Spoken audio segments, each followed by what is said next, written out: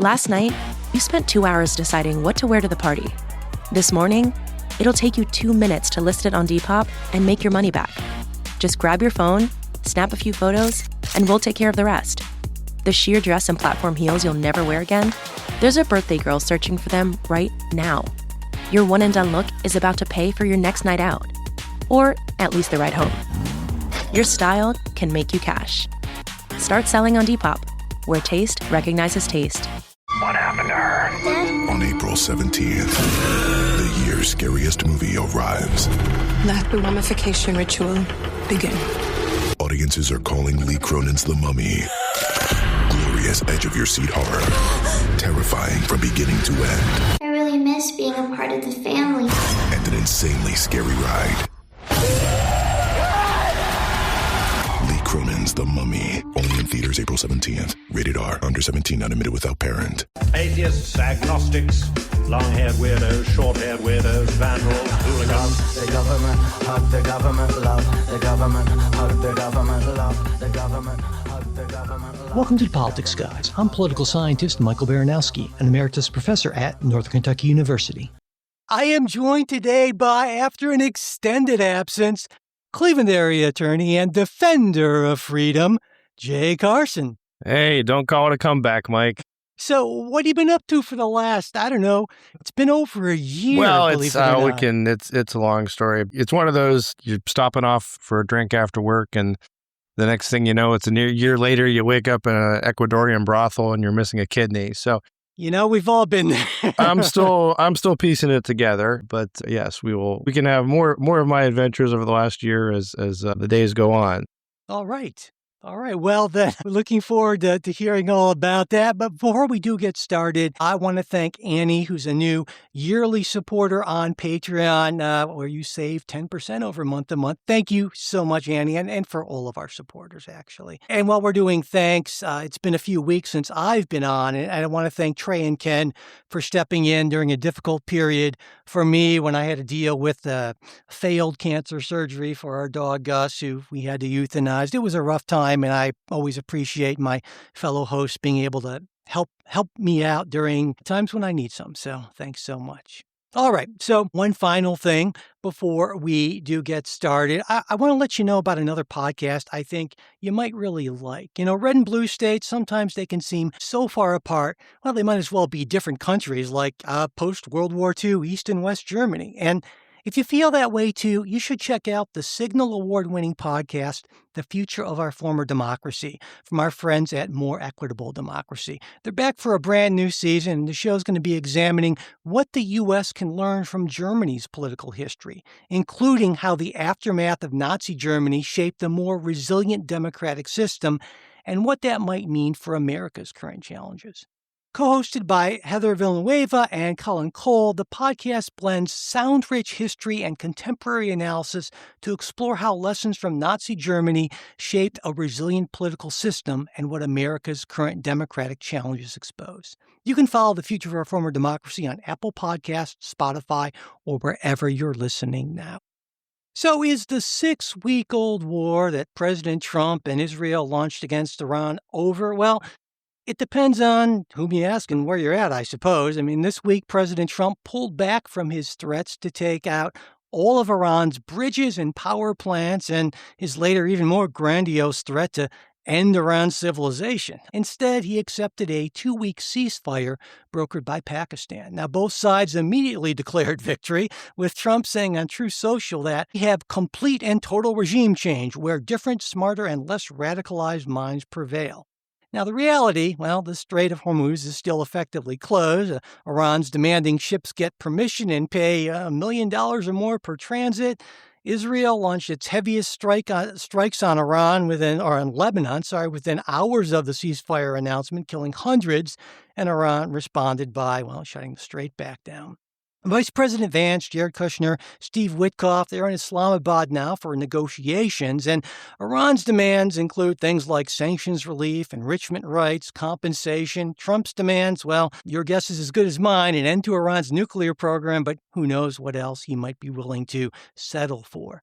Now, the war so far has cost the U.S. at least $30 billion in direct military spending. And, just before Trump launched the war on February 28th, the average price for a gallon of gas was $2.98. Today, it's $4.15, a nearly 40% increase in just 6 weeks. And 13 military personnel have died, along with over 3,000 Iranians. Trump's approval rating right now is dismal, and, the no foreign wars portion of his MAGA base, well, they're not too happy, and Iran now seems to have significantly more control over the vital Strait of Hormuz than before the bombing started. And all of this comes 8 months after a U.S. and Israel bombing campaign that President Trump said obliterated Iran's nuclear weapons program capabilities. So, Jay, we've been talking about this war since the outset at the end of February, but this is the first time that you've had the opportunity to let listeners know your position on it. Yeah. And I'm wondering, what have I missed? Yeah, exactly. So I guess do you think waging this war was the right call? And if so, what are your thoughts on how Trump has done things to this point?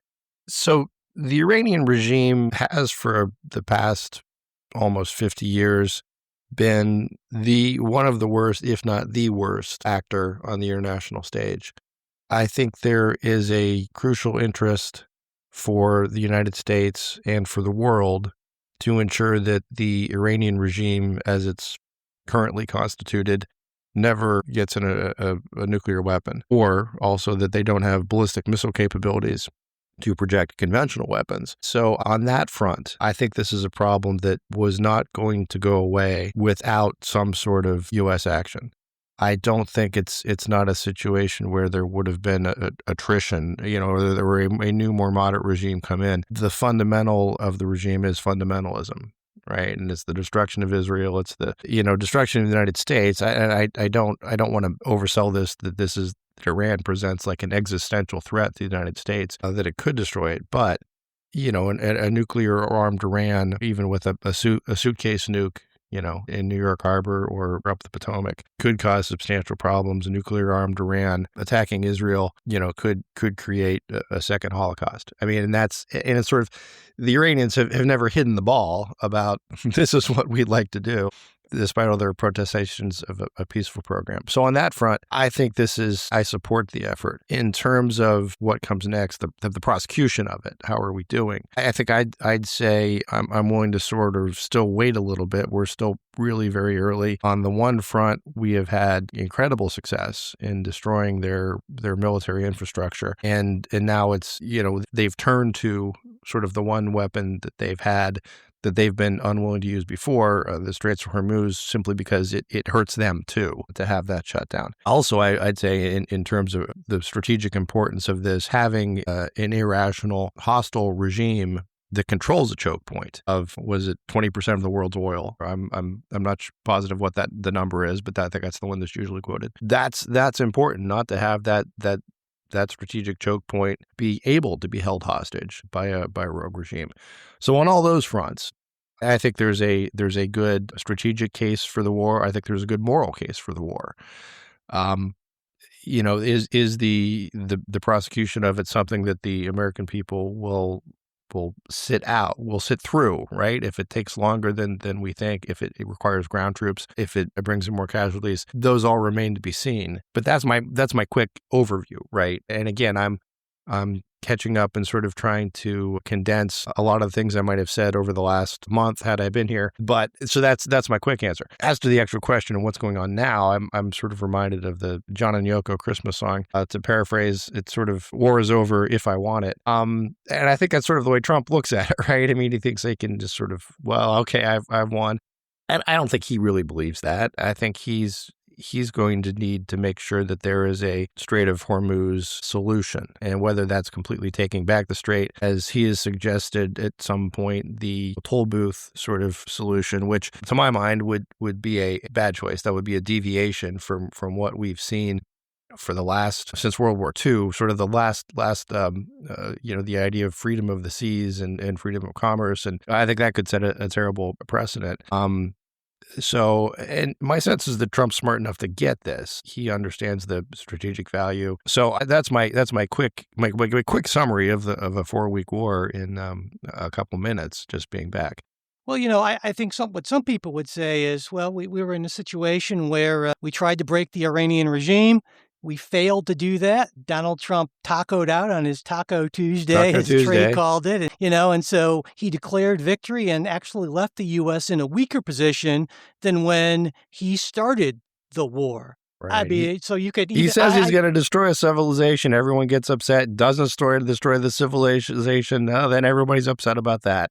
The guy can't win. No, I think Trump has been, and to say Trump always chickens out. I think Nicolas Maduro would differ with you on that, as the late Ayatollah Khamenei. So no, I wouldn't say that we've somehow lost the war this many weeks on because they haven't given up after a month. To apply that standard to just about any war, I think would be unrealistic. I mean, it's sort of like saying, well, look, we've won the American Revolution after Bunker Hill, or that we've somehow World War II has been lost after Dunkirk. Yeah, and again, I get it. These are different kinds of wars.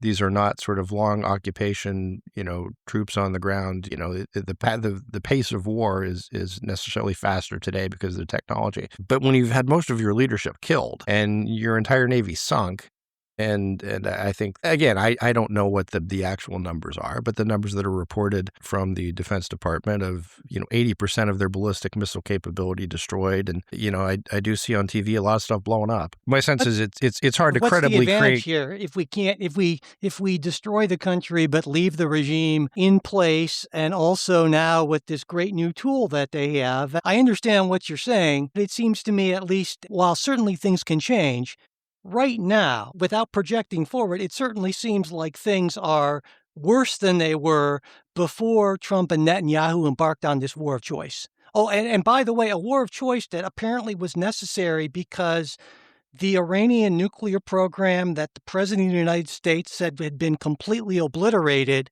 8 months ago now somehow was an imminent threat. So I guess let me ask you this. So was he lying then? Or, I mean, I haven't heard, what's the deal with that? How do you go? I don't know. Right. I mean, look, we don't have access to the intelligence. Trump has a tendency, let's say, towards hyperbole, again, completely obliterated. Which could be problematic when it comes to discussing nuclear weapons. Maybe sure. Just a little bit, So, obviously, there's always that uncertainty, but I do trust the sense of, let's put it this way, I think the strategic interest, whether he overstated the case of what he did last year and the beautifully named Operation Midnight Hammer is, that to me that, all right, if you want to say Trump is being Trump and engaging in his Trumpian hyperbole, fine, but that doesn't diminish the importance of, look, if they do still have a vestige of a nuclear program or a nuclear program that could be reinvigorated, or if there was, again, and the stuff you read is there's no way for you or I to verify it, right? Coming from different, but I did read one sort of that I found humorous, sort of in the mainstream press about the imminence of a nuclear attack or a nuclear capability, with Trump's lying. He says the Iranians could have nuclear weapons in 2 to 3 weeks, and well, no, really, it's 2 to 3 months. To me, that's a distinction without a difference. Further, it's the Iranians came to the negotiating table supposedly saying, well, hey, we've got enough stuff for about a dozen bombs. And I think at that point, the Iranians may be engaging in hyperbole. But when you're talking about, whether or not somebody has a nuclear weapon, I suppose it's probably good to take them at their word. So there, I've lost my train, Mike. I'm not used to this. I'm back to, I guess I'll say this is that, it seems to me that one of the potential winners from this so far is China, for getting a really interesting lesson in how to run a blockade. And of course, if they start to talk about China taking over Taiwan, I think the most plausible scenario involves a blockade of Taiwan, which would be even more. My sense is the Chinese have been practicing for a blockade of Taiwan for 70 years. But I'm just I saying don't this think they're kinda going to necessarily learn anything new from the Iranians. gives but a sense of tactics and setting that aside. strategy and limitations of what the U.S. can and can't do and isn't willing to, to do. I mean, we criticize. We'll see what happens, but I think, rightly criticized President Biden at the time, his withdrawal from Afghanistan as sort of being a bad precedent to set for, among others, China. Right, And because others, certainly the Chinese Trump are watching. The right, Russians if Trump are watching. does, in effect, chicken out with given the inflation numbers and gas being up 40% plus and that sort of thing, then I think it would be fair to apply that same criticism. Yeah. I think so, if that's actually what's happening. Yeah. I think there's I get the sense the other narrative that's being put out there is that we're reloading. Yeah. Rearming, reloading. And I suppose there is a sense, when you're talking about a 2-week ceasefire. Now, again, Trump would say a 2-week ceasefire, we've won the war. But sometimes it takes time for diplomacy, if you want to call it diplomacy, in this case, to work. Right, of making the massive threat of we'll take out all your energy production, we'll take out all your bridges. Sometimes that needs to sink in, or you need to have, when you're talking about a regime that's sort of in flux, right? You need to, if there are other voices inside, you need to give them time to work change. And if they can't, then you're sort of back where you were before. I tend to be, and again, I try to, Mike, we try to stay away from things that we don't have particular expertise on, right? Or that we don't have specific knowledge on it. So sometimes it's hard to say, well, how's the war going? There are plenty of people in Langley, Virginia, or in Arlington who have so much more information than we do, right? Or in Tehran, yeah, absolutely. And even their information is going to be imperfect. So in terms of opining on military strategy and where we are, I always want to put that caveat out there with what I know is what I read in the paper. But in terms of historical sweep and how the media handles stuff, I was reminded before the Persian Gulf War, there was a tremendous push, and I don't know, push is the right word. The narrative in the mainstream media was, boy, this is Vietnam all over again. And I'm not talking about the Iraq War. I'm talking about the original Persian Gulf 1990 invasion. We were building up troops. That was very much the mood, is we're getting into Vietnam. Iraq has at that time, I believe it was, people were saying the third or the fifth most powerful army in the country or in the world. This is not going to be a cakewalk. And all these things. And there was very much this gloom and doom defeatism. And that didn't come to pass. And I think there's a tendency in the media, particularly these days in the anti-Trump media, to look for defeat anywhere it can find it. And I think in most objective views, if you say, listen, we've sunk their entire navy, we've wiped out most of their ballistic missiles, we've killed their leadership, and we do essentially have air superiority. I think we could do what Trump says, right? We could take out all those things their are power true, plants. Jay, but all of those are secondary or tertiary goals. I mean, because the goal was never, that wiping out the military, essentially, of Iran, most of it, was always a means to an end. And so if we talk about what our actual final goals are, it seems to me the only possible final goals that we could have would be, number one, regime change. Number two, ensuring that Iran no longer has the capability to develop nuclear weapons. Well, those are probably the two biggest things. And the two would sort of go together. I think if you get the one, then the other becomes moot. I'm just saying it's like a team. It's like an NFL team saying, well, we've gained a lot of yards, but how many points have you put up relative to your opposition? And that's what really matters. And so I'm suggesting not that you're necessarily focusing on the wrong metric, but that we both and everyone should keep their eyes on what the real metrics are. And those have to be either regime change or ensuring that Iran cannot create nuclear weapons, does not have nuclear weapons. And that's fine. I'm saying I think it's a fair metric to say, look, if you've killed the guy who they call the supreme leader, if you've killed a large number of their military commanders, those are points on the board. Those are points towards regime. That regime change doesn't work that way. You don't get, it's not like, well, you got a little bit of regime change. I mean, it's right. So that's what I'm saying. Being pregnant, right? I mean, you either it's no, I didn't. I would say I think I differ with you on that, because I think you can't have a little bit of regime change. For example, I mean, let's look at. I see what you're saying. Sure. Yeah, I mean, look. There are. If you're saying the concern is the Iranian hardliners control the government, well, there are fewer Iranian hardliners today than there were a month ago, and there is more, I think, leverage for whether it's current Iranian moderates to the extent they exist, and I'm a little skeptical that they do. That's what I'm saying. So if you Yeah. just replace one set of hardliners with another because they're the only ones who really are in positions to take control, you really haven't changed much of anything, right? Right. Just Other than sooner or later, you may run out of hardliners. Well, Iran's a big country with a lot of hardliners, so I don't really think that's going to be an issue. Or I guess then the second thing would be if Iran continues to have a bunch of hardliners and continues to oppress its own people, that's not a great solution. But from a global world order perspective, if Iran can't project its power onto other places, either by missile attacks on Israel, by proxy attacks throughout the Middle East, through state sponsorship of terrorism, that is also a win. If they're reduced to sort of this regime that is kind of crippled and can focus only on its own.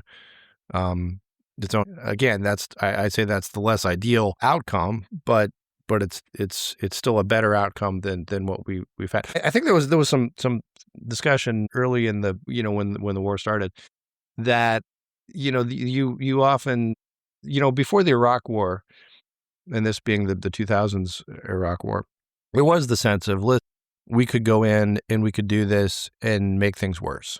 The you break it, you bought it sort of stuff. In Iran, I do think there was a sense, and maybe even a consensus, that it's hard to get much worse than what we had with Iran. Now you can say, well, it's worse now because of they're exercising their control of the Strait of Hormuz. Well, the fact is they had control of the Strait of Hormuz before. It's just now they're willing to use that weapon. And the reason they weren't willing to use that weapon before is, look, they need ships going through the Strait of Hormuz in order to sell oil to the world. So even but of course, there, they can let whatever ships through that they want to let through, and which they've in fact been doing. But it's going to be fewer ships and less oil. And that's when you've got to,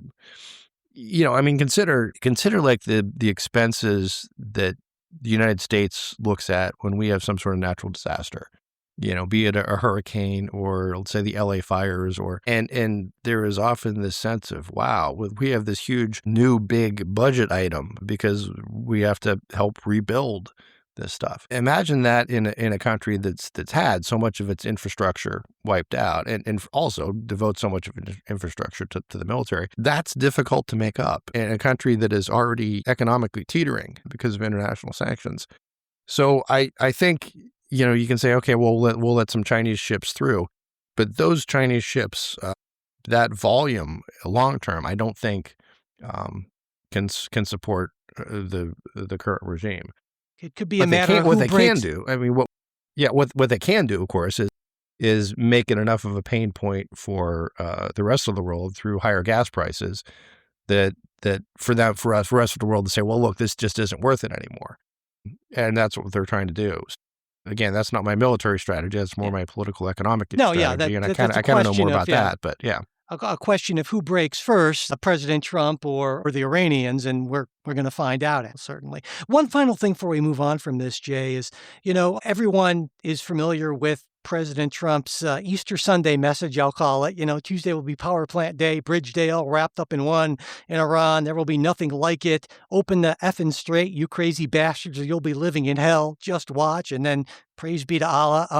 And then 2 days later on Truth Social, a whole civilization will die tonight. And it reminded me a lot, and we've all seen this in movies and TV shows, where the bad guy, takes the kid hostage and says, listen, if you don't do what I want, I'm going to have to kill the kid, and it'll be on you, really. It's your choice. The kid lives or dies. It's really not me. It's you, as he holds the gun. I mean, what do you think about a president of the United States conducting himself in that way? I mean, is that at all problematic, would you say? I mean, from my standpoint, from my sensibilities, yeah, I would think so. I mean, that would certainly not be, I don't know, my style. It's not would Ronald Reagan have said this? No. But I also sort of would want to account for how the message is received abroad.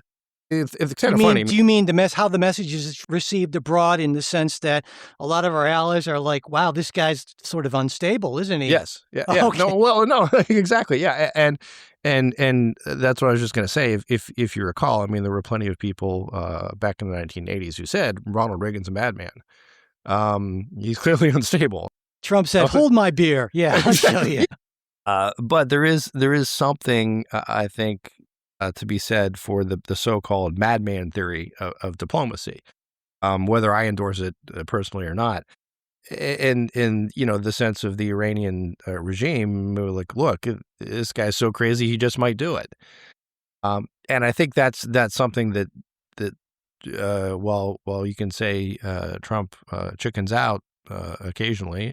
See, I see what you're saying, and you're kind of, it seems like you're suggesting a 4D chess strategy. And to me, I think using kind of the Occam's razor principle is that Trump is just essentially like a petulant 6-year-old. And when he doesn't get what he wants immediately, he throws a tantrum. And I think that explains everything just as well with far less deep strategic, suggestions. Well, but keep in mind, as you pointed out when we started, he hasn't gotten everything he wants. Well, when he doesn't, that's to say he throws the tantrum, right? And right. That's the tantrum. But he didn't go through with the because he's a bully or too. power plant So day. I mean, he's a bully and a coward and a petulant 6-year-old, and so all rolled up into one, with the nuclear code. So yay. Well, but back to my point though is he didn't take those actions. He didn't do that stuff. So if you want to say, listen, thank God he's a. Well, I mean, I guess this is sort of, again, I was sort of joking before, you can't win for losing. But well, sometimes when you're just a fundamentally bad person, you shouldn't be winning in the first place. Well, I don't look at this as who is a fundamentally bad person or not a bad person. I'm looking at this as global strategic interest, right? Well, yeah, well, okay, but then if you say you can't win for losing if you're Trump, you introduce that personal element in, and so I was just commenting on that. Yeah, and I think that's so. I mean, for example, again, back in the Obama administration, President Obama told the Syrians he's drawing a red line about chemical weapons, and you're going to do that. And they're like, yeah, whatever, because their sense was correctly that he was not going to do anything about it with Trump. And he engages in that kind of rhetoric.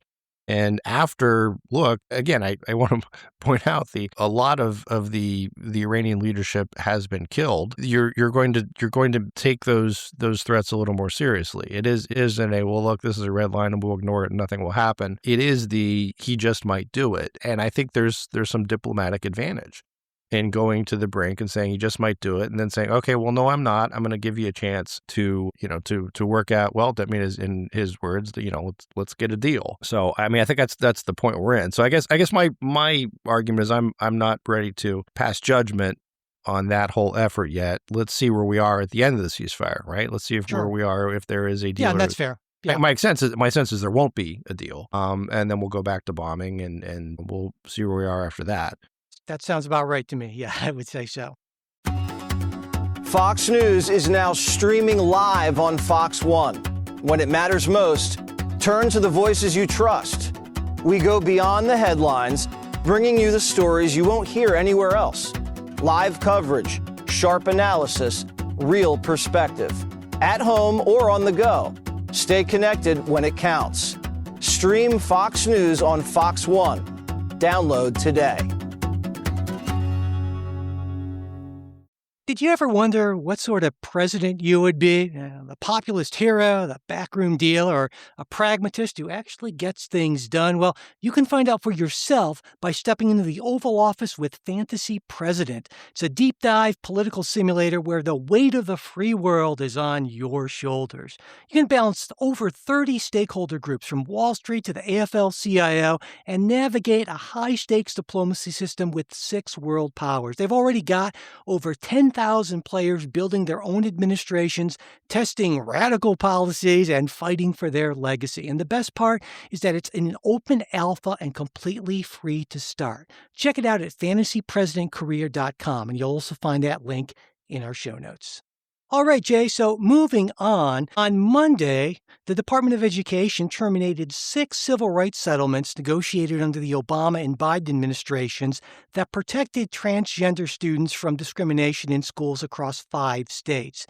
Now, the settlements were legally binding agreements born from federal investigations that found civil rights violations such as students being denied name changes, teachers refusing to use students' preferred pronouns. In one instance, a college student was told in front of her class that she wasn't feminine enough. Now, the administration says that the settlements were an illegal overreach, that Title IX protects against sex discrimination, not gender identity discrimination, and that prior administrations distorted the meaning of the statute.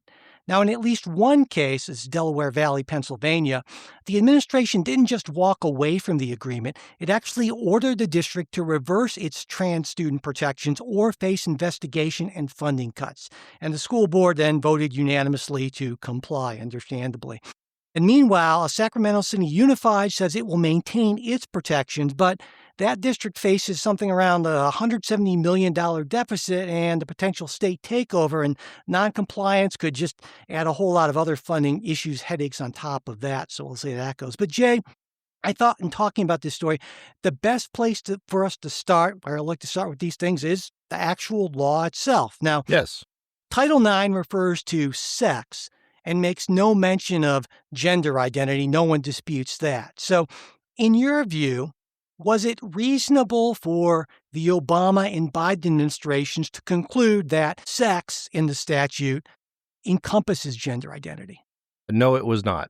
Okay, and can you Yeah. expand? All right, on to our next story. No, I think because if you look at, again, the way the statute is written, the plain language says sex. Everything you would want to look at in terms of legislative intent, background stuff. And again, I'm not a big believer in that because there's sort of the idea is sort of, finding a couple of your friends in the crowd type thing. But I think any argument that Congress intended to include gender identity when they enacted Title VII, I just don't think it's supportable. And there's plenty of court cases since then, between now and then, where the court has said no sex, and I think it may even be definitional in the statute. I have to pull it pulled up. Again, my apologies. I'm still recovering from my lost year, or I'd have in front of me. But that sex means biological sex, and you can say, well, it shouldn't. The law should be written more broadly to encompass gender identity, and that's a fine legislative argument to take to Congress and say, hey, you ought to amend this. And that gets into, I think, our interpretive stances, though, which is important because both you and I are, oftentimes we differ on policy in terms of, I think, legal interpretation. We tend to be much more originalist, textualist, that sort of thing. And as you point out, the language of the statute that I pointed out is it says sex and not gender identity. But also, if you look at the legislative history here, this was done in 1972. And this was a time when a lot of elite schools still actually either had sort of explicit or implicit caps on female enrollment, believe it or not. And the goal of this in any of the legislative history you look at was to prevent discrimination against biological women. And at that point, no one was thinking about sex in terms of gender identity. And again, no matter how you feel about whether it should or not, it's hard to look at the statute from a sort of originalist, textualist sort of position and come to any other conclusion. But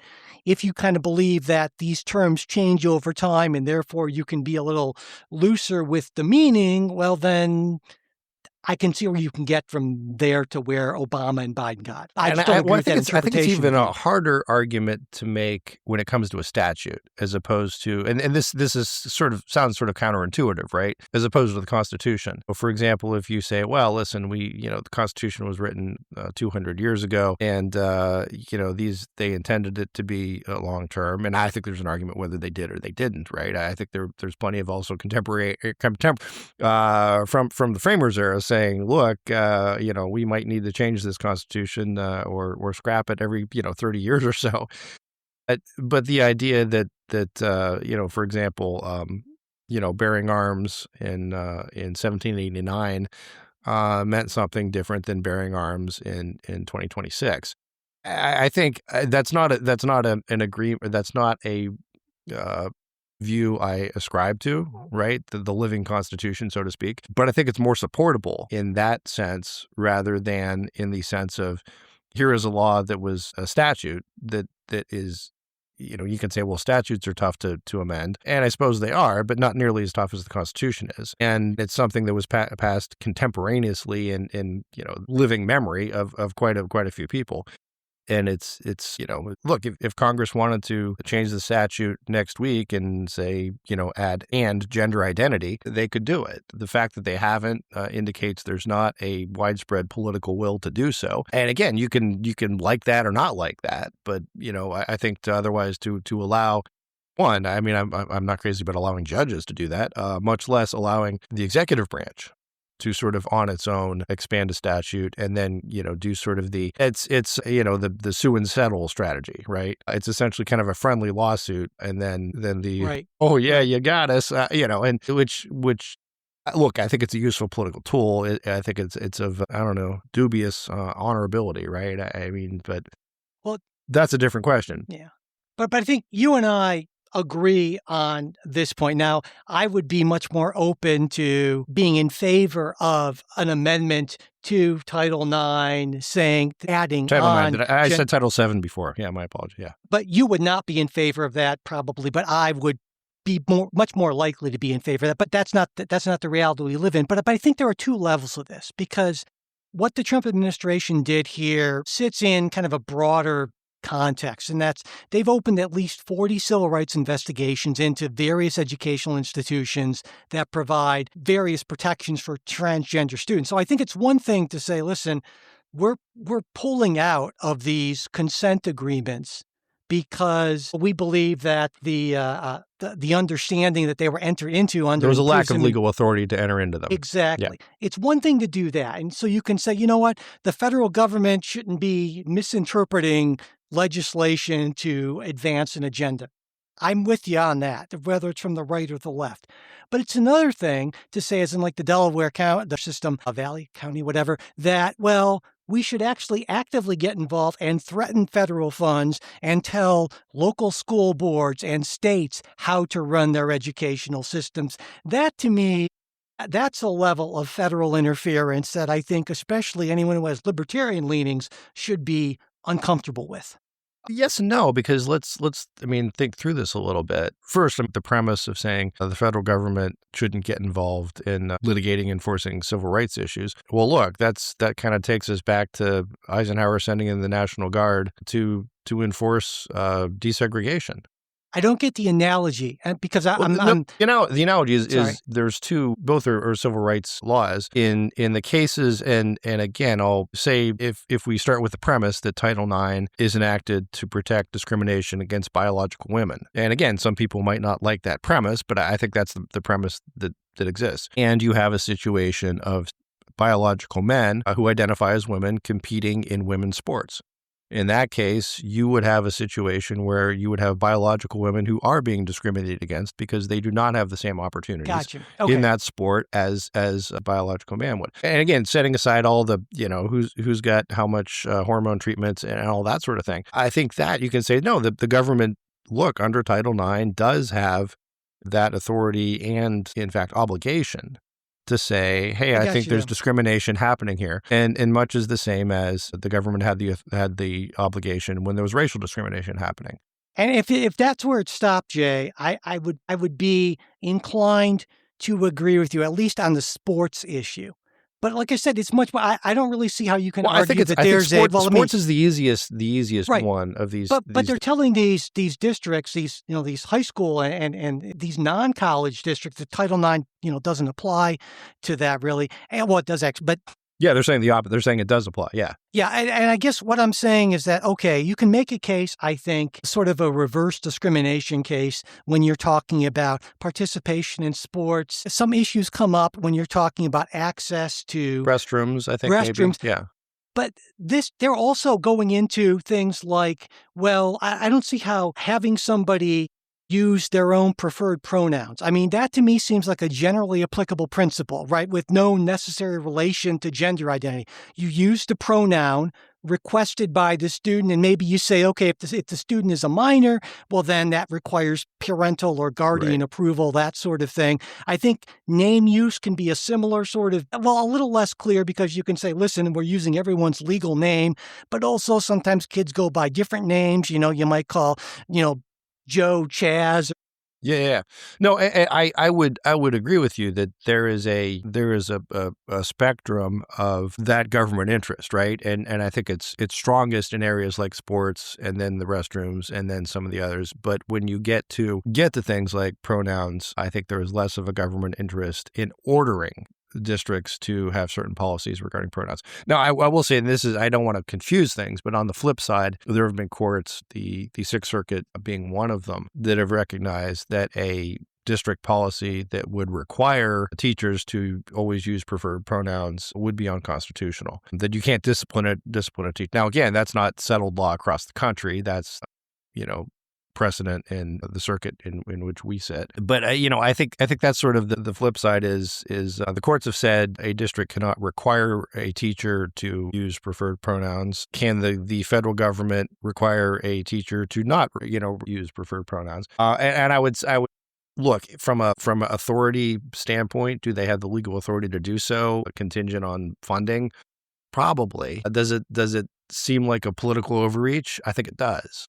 Right. I think most people would be more comfortable fighting the issue out at their local school board, and that tends to be the more conservative view historically. That this is a matter for local control. And hey, if in Loudoun, Virginia, Loudoun County, Virginia, they want to use preferred pronouns, well, great. If somewhere else they say no, that's not our policy, well, that's okay too. But that's a conservative view, and that MAGA is not a conservative movement. And I think I tend to agree with you that. Is there the civil rights enforcement case in the latter? And I don't know that there is. None of this has actually been litigated yet, so it's hard to say that there's a claim there. Again, my sense is I think there's probably an argument that says, look, if you're going to take the government's money, you gotta do what they say, whether you like it or not. But at the same time, I think that a lot of people would view that as political between a matter of law and a matter of principle, essentially. Yeah. That government shouldn't do everything it can do because some things should be left to. Right. Of course, that's a non-maximalist view of government, which clearly President Trump certainly does not. Well, and I would say for most conservatives, historically would have had a sort of non-maximalist view. I very much want a non-maximal government, right? Especially federal government. Which is why you're not a MAGA person. Yeah. There you go. All right. Well, why don't we move on and talk about some elections, because we do have some elections to talk about. This Tuesday's elections, Wisconsin and Georgia, they actually continued a pattern of Democratic overperformance during Trump's second term. In Wisconsin, you had Liberal candidate Chris Taylor winning by over 20 points in the state Supreme Court race, and that's in a state Trump actually won by a little under a point in 2024. Now, Taylor's win expands Wisconsin's Liberal court majority to 5-2 and locks it in until at least 2030, and with another conservative retirement next year, that could push it to 6-1.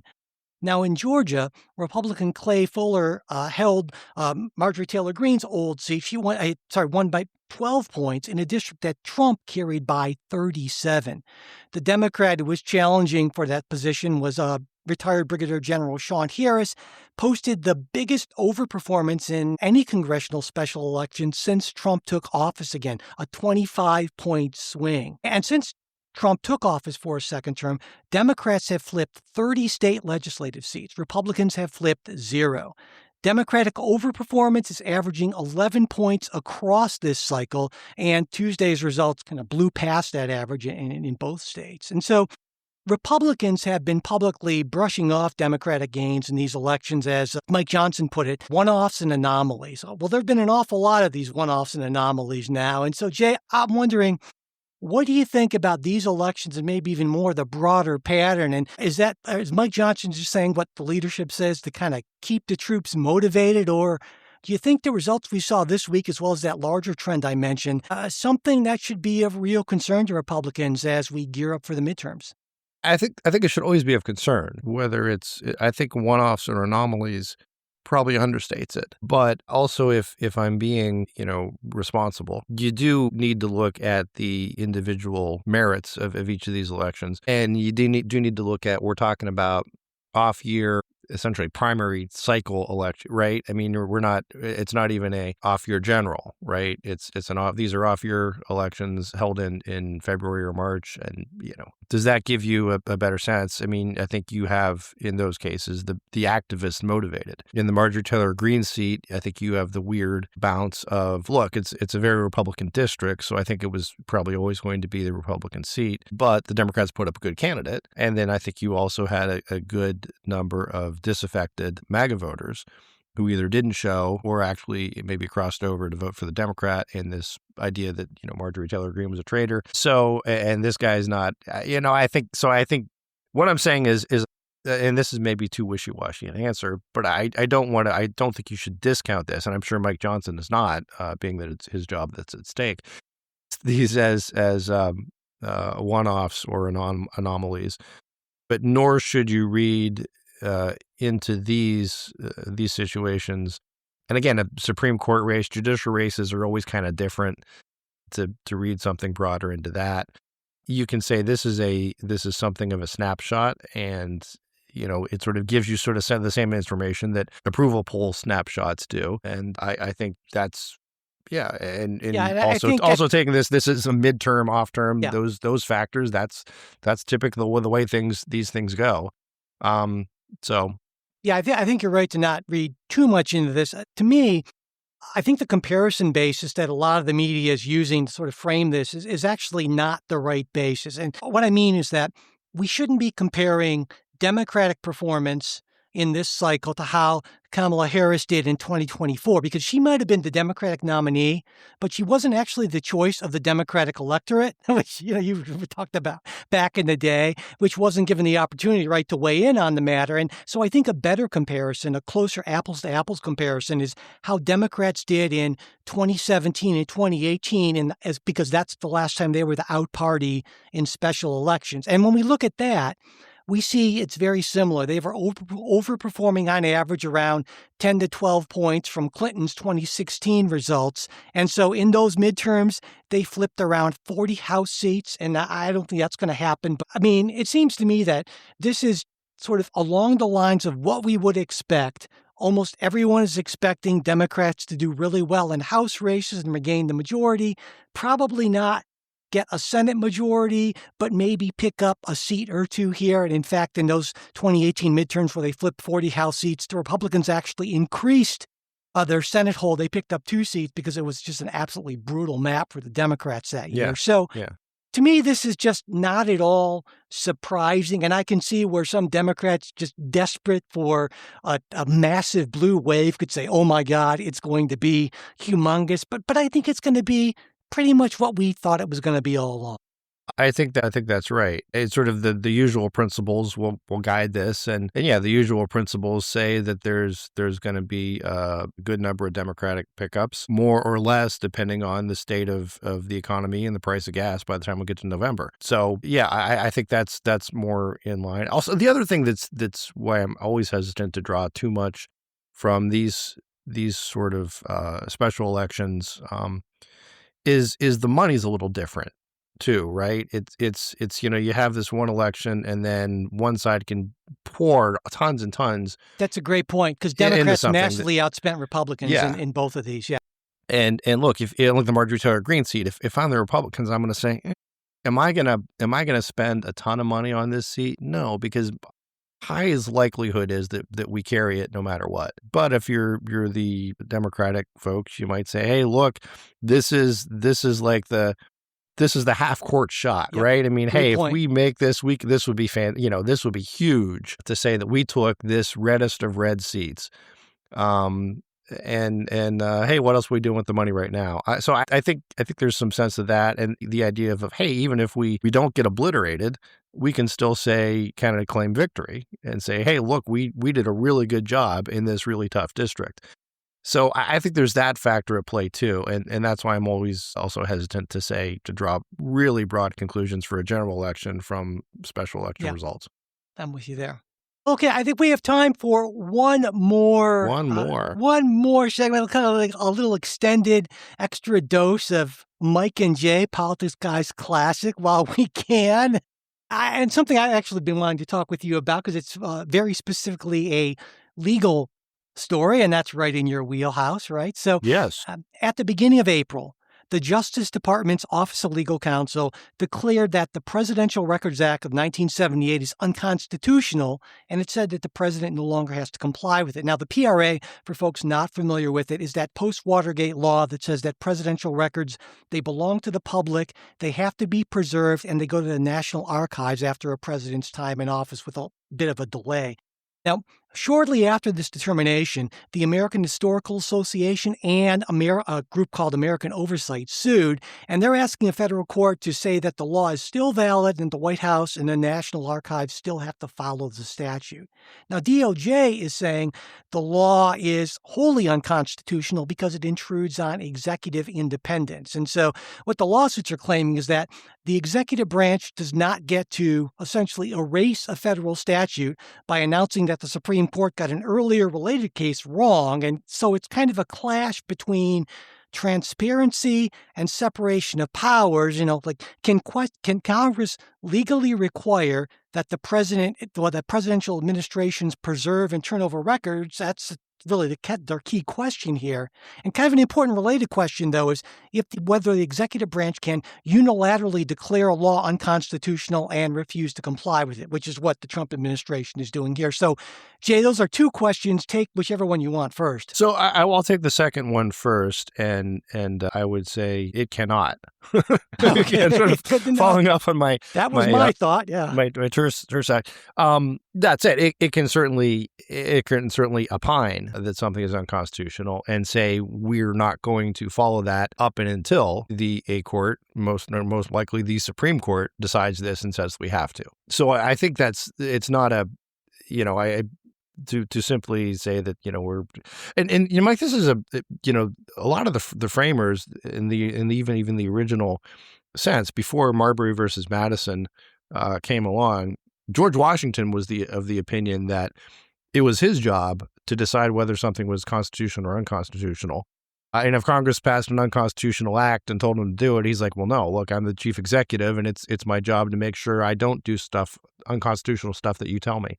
So this sense isn't without precedent, right? That the executive has this independent authority to determine whether something's constitutional. And look, in fairness, right, if you're the executive and Congress orders you or passes a statute saying you shall do this and you think it's unconstitutional, then I think it's your sworn duty to say, no, we're not. Go sue us. We'll take it to the court and we'll get it sorted out there. So that's sort of my background. I think the end of the day, it's been brought in the D.C. Circuit. So we'll get a decision, in the D.C. District Court, and we'll get a decision from the D.C. Circuit and then likely one from the Supreme Court at some point as this works its way up. So I tend not to read a whole lot. And actually these kind of things I think fascinate me. The opinion was written by Elliot Geiser, who's Ohio's former state solicitor and was just recently appointed to that position of Office of General Counsel, Office of Legal Counsel. Mike, I'm all sorry. This is I've been off.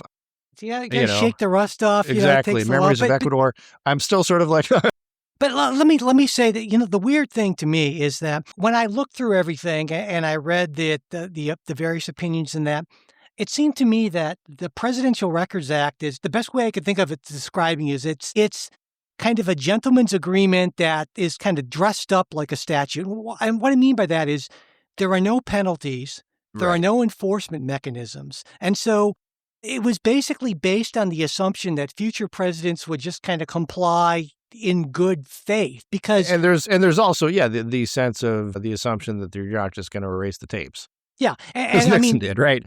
In historical context, this makes perfect sense because this is right after Watergate, and this is the same time we saw things like the War Powers Resolution, Independent Counsel Statute, the Ethics in Governments Act. So there's this whole raft of post-Watergate legislation designed to sort of constrain executive overreach, and this was kind of part of that. But if you look back before that, for the nearly, math in my head, almost 190 or so years before the Presidential Records Act, no Congress ever asserted the right to presidential records. And the more I thought about this as a separation of powers matter, the more I thought, well, wait a second, this actually is a pretty good argument here that OLC's making. Yeah, I think it could, and I will again give the caveat. I have not done like any real deep legal thinking on this. I read the LC memo and I read the complaint, and yeah, I'm not entirely sure where I come out, but my sense would be, just because this is sort of my natural constitutional sense, would lean toward the balance of powers, Well, I think, But there's Jay, a lot, another way to there's put a lot it, of ways to go here on this, right? I mean, we've got sort of, and I guess my point is it's not inappropriate, and I think it's actually highly appropriate for, while it's been sort of, spun as Trump declares himself above the law or something like that, it's the executive branch saying, hey, this is our territory, Congress, stay off, and look, the right thing happens. Somebody has brought suit saying, "Oh no, you can't do that," and now we'll go to court and we'll get it sorted out. So I think I find this case interesting, and I'm interested in continuing to watch it.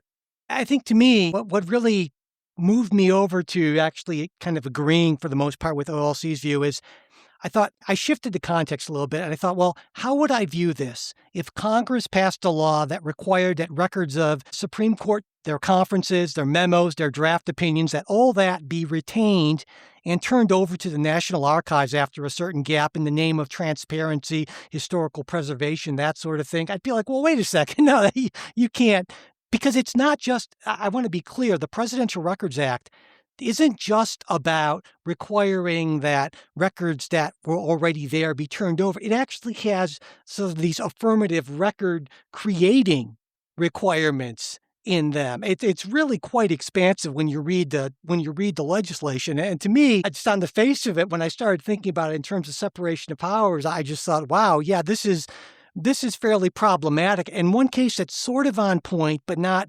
directly, more recent case, Trump versus Mazars in 2020. This is the one where Congress wanted to subpoena Trump's financial records. And again, it's not a controlling precedent here, but I think it gives us a sense, and I think rightly, of the court's thinking on this. And they basically said, well, when congressional action targets the president, there should be heightened scrutiny. And in this case, they wanted to see a valid legislative purpose, a narrowly tailored request, the burdens on the presidency, and to make sure there's no unnecessary intrusion into executive functions. And if you were to apply that Mazars test, I'm not saying it necessarily the court would do that, but it seems like a reasonable test.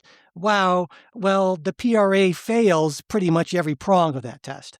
Yeah, I think that's probably correct. And it's even, as you point out, the idea is if Congress can compel the president to take these other certain affirmative actions, what affirmative actions couldn't it require him to take in terms of record keeping? And with that then brings in questions of executive privilege and the functioning of the executive. And you can say, well, look, this isn't that bad yet, but it is the proverbial camel's nose under the tent. And I'm one of these. Listen, the branches have the affirmative duty to defend their own turf. It's weird in that the framers, the way they saw things, because they weren't necessarily thinking in terms of party, saw things in terms of interbranch rivalry. Right. And that this, well, look, the Congress will want to assert itself against the executive and vice versa, because they're all ambitious, and ambition will check ambition. And that's a good thing. And nowadays we think more of a two-party system as being that check. But the institutional checks, I think, are probably more important. And I think this is a good test case to do it. Part of Watergate changed so many things about how we viewed the government and the presidency.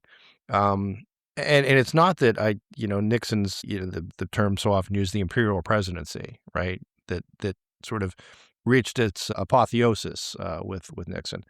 Or so we thought, yeah. Yeah, well, so what? But I would say, there was a long history going back of, and Nixon's defenders will always say he did the same thing everybody else did. He just got caught, and that sounds like a cop-out kind of answer, but I think there's some truth to it. It's hard to argue that JFK and Johnson presidency weren't also imperial in their own way, particularly in terms of record keeping, in terms of the press, in terms of covering up some of JFK's less than flattering behavior, some of his health conditions, that kind of stuff. The fact that should the records have been kept regarding FDR's health, polio, and should all of that have been public available in the 40s? I don't know. I think a lot of people would say, look, we were probably better off. The world was probably better off having this image of FDR as strong and vigorous, even though that was untrue in the Depression and wartime.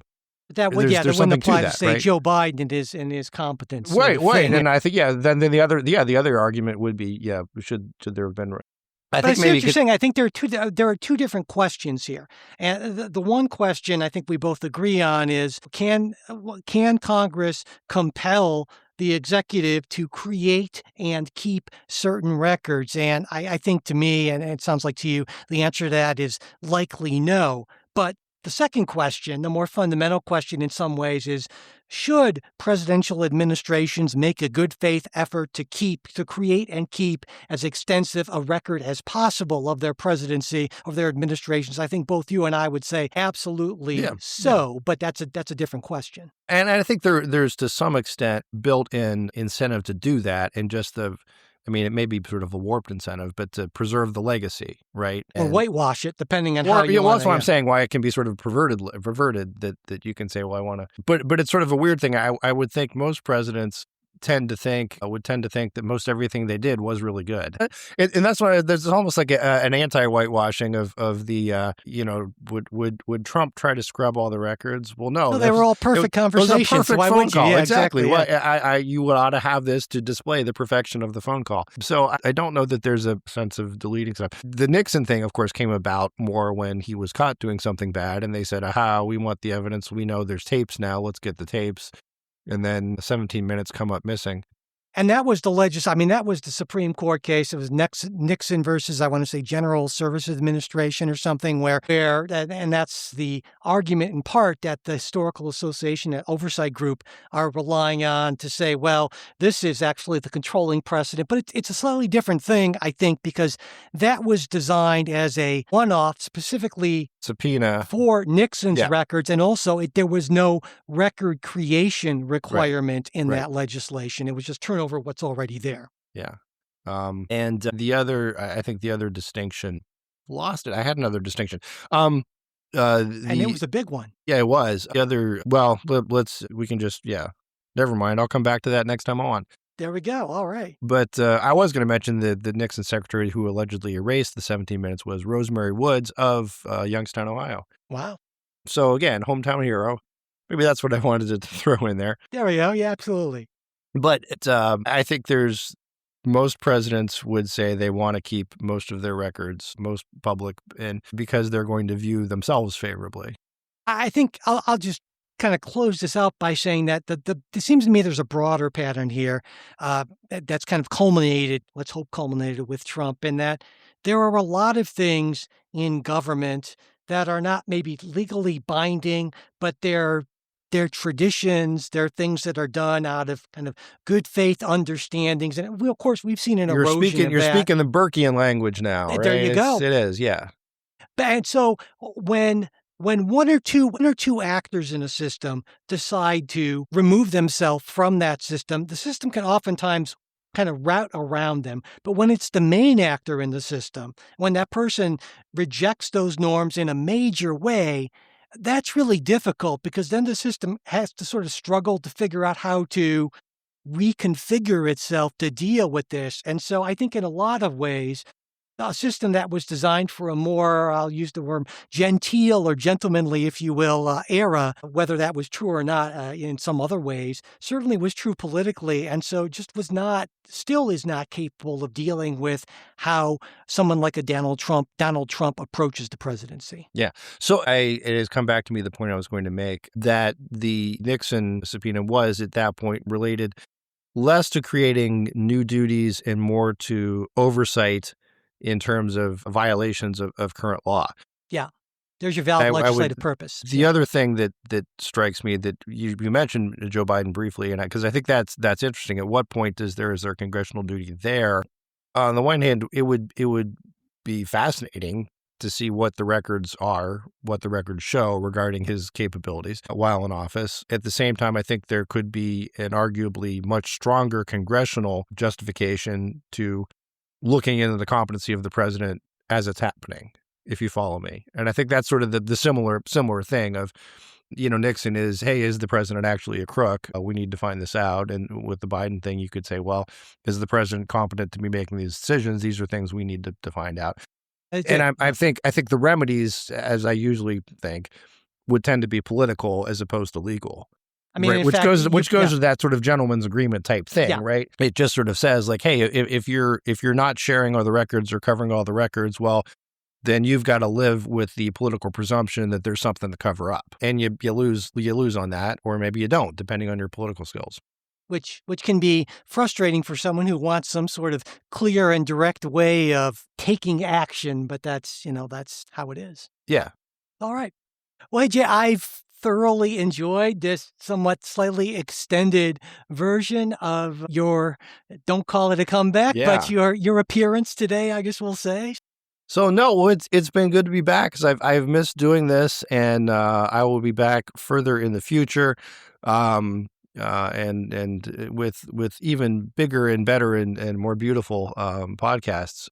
No, I look forward to being back, and I've missed talking to you, missed talking to our listeners, and I have to say there was all these times when I'm throughout this I'm like, oh man, if I were on the podcast, I'd really like to tell Mike what for on this, but now I think I said I'll have that opportunity going forward. So. Well, and if there's anything you want to let us know about this episode, you can do that in a bunch of ways. There's our email, mail@politicsguys.com.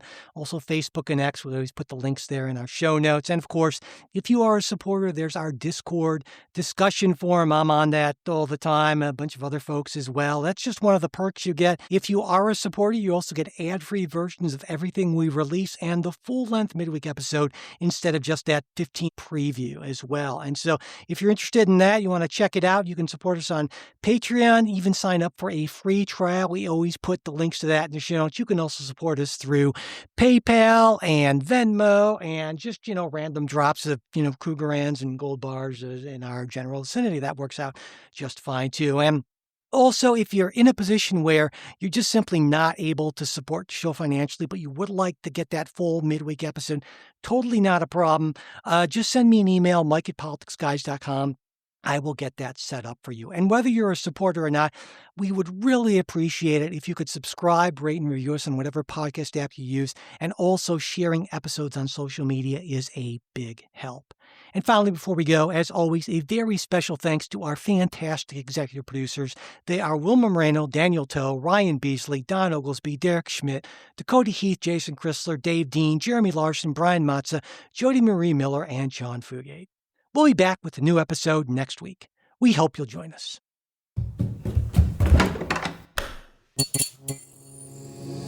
This podcast is part of the Democracy Group,